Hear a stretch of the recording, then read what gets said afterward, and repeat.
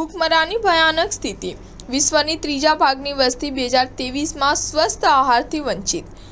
United Nations વિશ્વમાં વ્યાપી રહેલા કાળોકેર વરસાવતા ભૂખમરા અંગે અત્યંત ઘેરું ચિત્ર રજૂ કર્યું છે.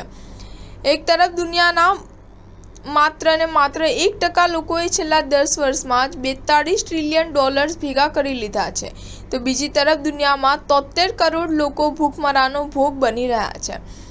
વિશ્વની 1/3 જેટલી વસ્તી પૂરતો સ્વસ્થ આહાર પણ તે વર્ષમાં મેળવી શકી ન હતી. આ સંયોગોમાં પહેલા ધારેલું નિશાન કે 2023 સુધીમાં ભૂખમરો દૂર કરી શકીશું, પરંતુ તે વર્ષમાં જ પરિસ્થિતિ તેવી બની કે યુદ્ધો, આર્થિક સ્થિરતા અને અનિયમિત મોસમને લીધે ગત વર્ષે 73 કરોડ લોકોને મજબૂરીથી ભૂખ્યા રહેવું પડ્યું છે.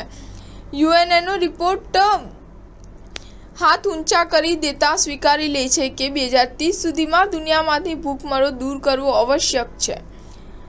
2023માં 73 કરોડ લોકો ભૂખ્યા પેટે રહેવા મજબૂર બન્યા છે, એટલે કે દર 11માંથી એક વ્યક્તિ ભૂખ સામે ઝઝૂમી રહ્યો છે. આફ્રિકામાં તો પરિસ્થિતિ અત્યંત ગંભીર છે. ત્યાં તો દર 5માંથી એક વ્યક્તિ રોજ રાત્રે ભૂખી સૂવે છે.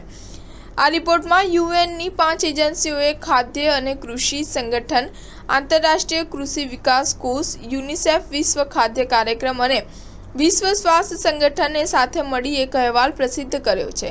તે બ્રાઝિલમાં મળનારી G20 શિખર પરિષદમાં રજૂ કરવામાં આવશે. તેમાં કહેવામાં આવ્યું છે કે વૈશ્વિક ભૂખમરો ઘટાડવા માટે ખાદ્ય સુરક્ષા અને પોષણ સંબંધિત ફંડિંગમાં વધારો કરવાની જરૂર છે.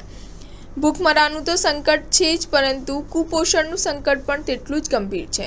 સ્વસ્થ ભોજન દુનિયાના મોટાભાગના લોકોની પહોંચ બહાર છે.